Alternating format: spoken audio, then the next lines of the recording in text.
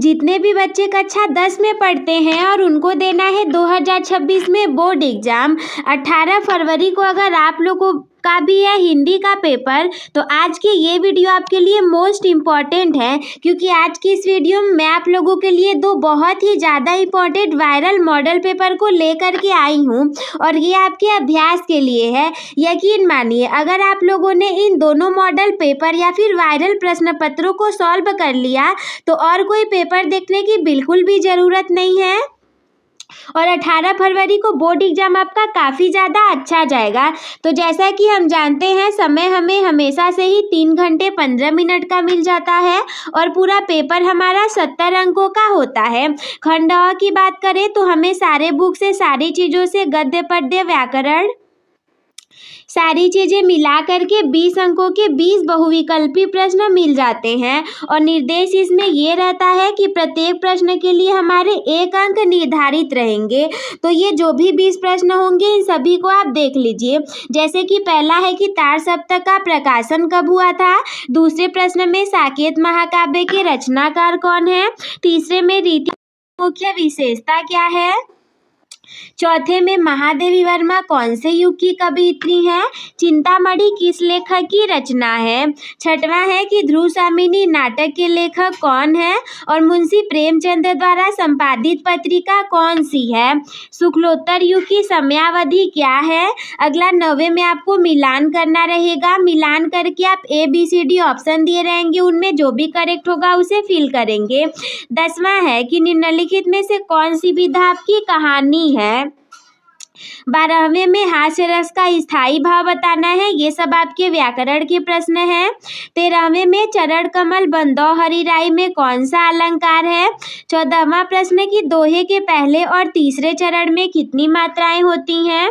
15वें प्रश्न अनुरूप शब्द में किस उपसर्ग का प्रयोग है। प्रश्न संख्या 16 त्रिवेणी में कौन सा समास है।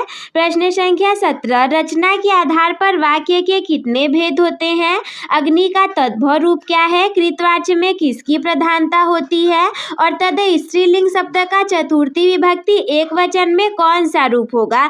तो कुछ इसी तरीके से थोड़े बहुत क्वेश्चन चेंज होंगे, लेकिन सबसे पहले आपको 20 MCQ ऐसे ही मिलेंगे। तदोपरांत खंड ब पर हम पहुंचेंगे, जो कि 50 अंकों के वर्णनात्मक प्रश्नों के लिए रहेगा। और सबसे पहला प्रश्न 1 आपका रहेगा गद्यांश पे आधारित प्रश्नों के उत्तर देना 6 अंकों के लिए। जैसे कि पहला गद्यांश आपका है कि कुसंग का जड़ सबसे भयानक होता है। ये केवल नीति और सद्धर्म का ही नाश नहीं करता, बल्कि बुद्धि का भी क्षय करता है। यदि किसी युवा पुरुष की संगति बुरी होगी तो वो उसके पैरों में बंधी चक्की के समान होगी। ये जो आपका गद्यांश दिया है इसका आपको संदर्भ लिखना है। दूसरा है कि कुसंग का प्रभाव व्यक्ति पर क्या पड़ता है और तीसरे में रेखांकित अंशों की व्याख्या करना। प्रश्न संख्या 2 कि पद्यांश पर आधारित प्रश्नों के उत्तर देना, ये भी आपके लिए 6 अंकों का है। 3 प्रश्न पूछे जाएंगे, यानी कि एक प्रश्न आपके 2 अंक का रहेगा। जैसे कि पद्यांश से आपका ऊधव मन भये 10-20 एक हुतों सो गयो श्याम संग को और राधे ईस। तो इस पद्यांश का आपको संदर्भ लिखना है, रेखांकित अंशों की व्याख्या करनी है और गोपियों के अनुसार उनका मन किसके साथ चला गया है। प्रश्न संख्या 3 संस्कृत गद्यांश का हिंदी अनुवाद करना 5 अंकों के लिए और इसमें कौन सा है। वाराणसी सुविख्याता प्राचीना नगरी इयं विमल सलिल तरंगायाः गंगायाः कूले स्थिता अस्याः घट्टानां वलयाकृतिः पंक्ति धवलायाम चंद्रिकायाम बहु राजते। तो इसका आपको ससंदर्भ हिंदी अनुवाद करना है।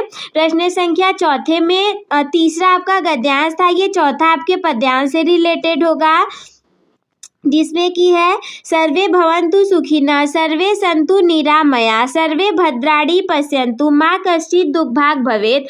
प्रश्न संख्या 5 में आपके जिले में जो भी खंड काव्य चलता होगा उसमें 2 प्रश्न दिए होंगे, उसमें से किसी एक का उत्तर देना। अब अलग अलग जिलों में अलग अलग खंड काव्य होगा, इसलिए हमने नहीं लिखा है, लेकिन 2 चीज़ आप याद कर लीजिएगा। पहला कथानक कथा वस्तु, सबसे पहला कि आप उसका जो भी खंडकाव्य रहेगा उसकी कथा वस्तु को संक्षेप में याद कर लीजिएगा, और दूसरा कि जो भी उसके नायक रहेंगे उस नायक का आपको चरित्र चित्रण अच्छे से याद कर लेना है। ये आपके खंडकाव्य के लिए हो गया। छठवें में जीवन परिचय आपको लिखना रहेगा। क में आपको 3 मिलेंगे, ख में भी 3 मिलेंगे, 3 में से किसी एक का लिखना रहेगा। जैसे क में आपको लेखकों के मिलेंगे तो इन 3 लेखक में से किसी एक का लिखना है, जैसे जयशंकर प्रसाद, भगवत शरण उपाध्याय अथवा राजेंद्र प्रसाद। कवियों की बात करें तो तुलसीदास, सुभद्रा कुमारी चौहान या फिर पंत में से किसी एक का लिखना। प्रश्न संख्या 7वें में से कोई कंठस्थ किया हुआ आपको अपनी पाठ्य पुस्तक से श्लोक लिखना रहेगा, जो कि 2 अंकों के लिए रहेगा।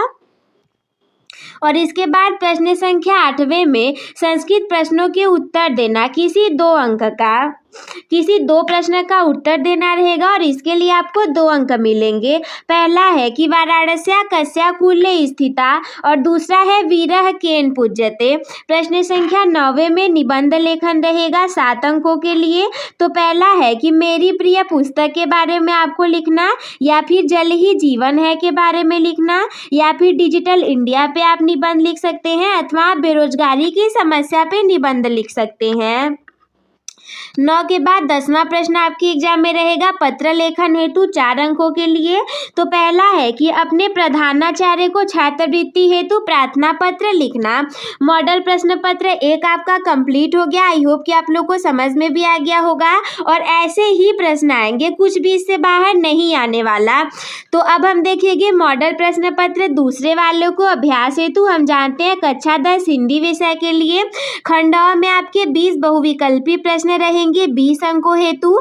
तो सबसे पहला प्रश्न है कि यामा किसकी रचना है।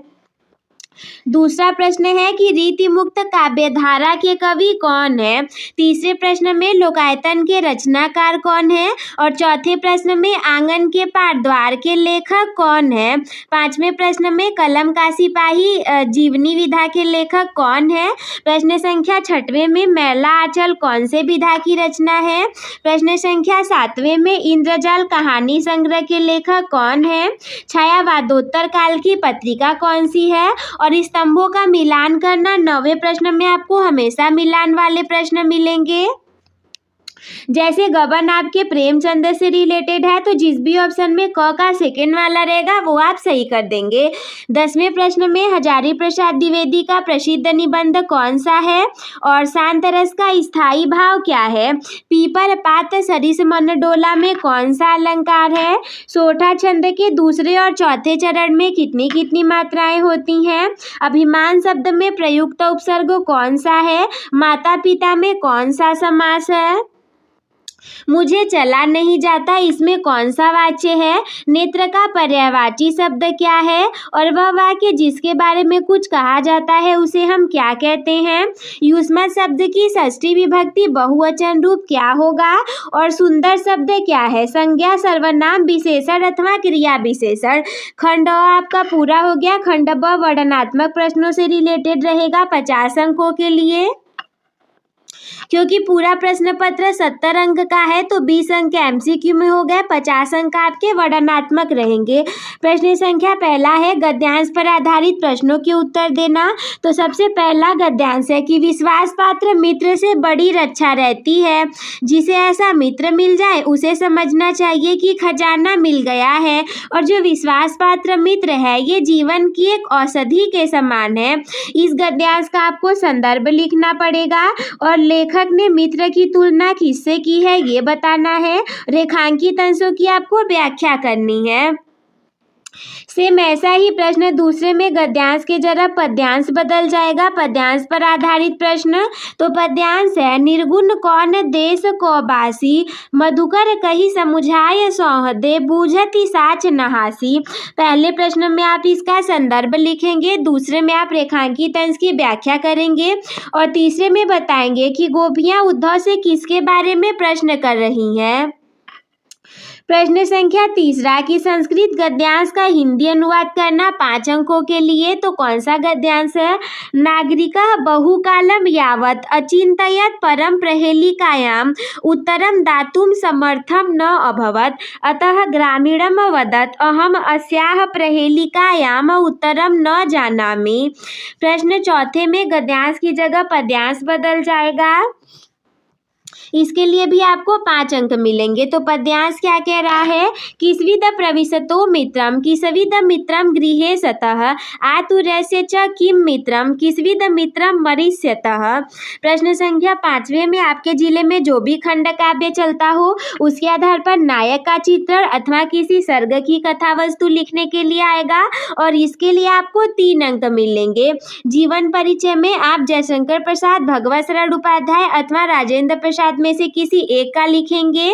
कवियों के जीवन परिचय में तुलसीदास, सुभद्रा कुमारी चौहान या फिर सुमित्रा नंदन पंत जी में से किसी एक का लिखेंगे। कंठस्थ श्लोक आपको जो भी याद होगा वो लिख दीजिएगा 2 अंकों के लिए। प्रश्न संख्या 8वें में संस्कृत में किन्हीं 2 प्रश्नों के आपको उत्तर देना रहेगा, जैसे कि वाराणसी कस्या कुले स्थिता और वीरः केन पूज्यते। प्रश्न संख्या 9वां और 10वां आखिरी आपके पेपर का लास्ट क्वेश्चन रहेगा। तो 9वें में निबंध आपको लिखने के लिए आएगा नारी शिक्षा के ऊपर, मेरे प्रिय कवि के ऊपर, भ्रष्टाचार अथवा विज्ञान के लाभ एवं हानियों के ऊपर। पत्र में ये बहुत ज़्यादा इम्पोर्टेंट है कि अपने क्षेत्र में गंदगी की सफाई हेतु नगर निगम अधिकारी को पत्र लिखना। तो यही 2 आपके वायरल प्रश्न पत्र थे। बहुत ही कम समय में हमने इन दोनों प्रश्न पत्रों को आप लोग को बता दिया। आई होप कि आप लोग को समझ में आ गया होगा। चैनल पर नए हैं तो चैनल को सब्सक्राइब करना बिल्कुल ना भूलें। वीडियो को लाइक कर दीजिएगा। कोई डाउट होगा तो कमेंट में ज़रूर पूछिएगा। हम मिलते हैं आपसे किसी अगले वीडियो में। तब तक के लिए धन्यवाद। मस्त रहिए, स्वस्थ रहिए, व्यस्त रहिए। आप सभी हंसते खेलते और मुस्कुराते रहिए।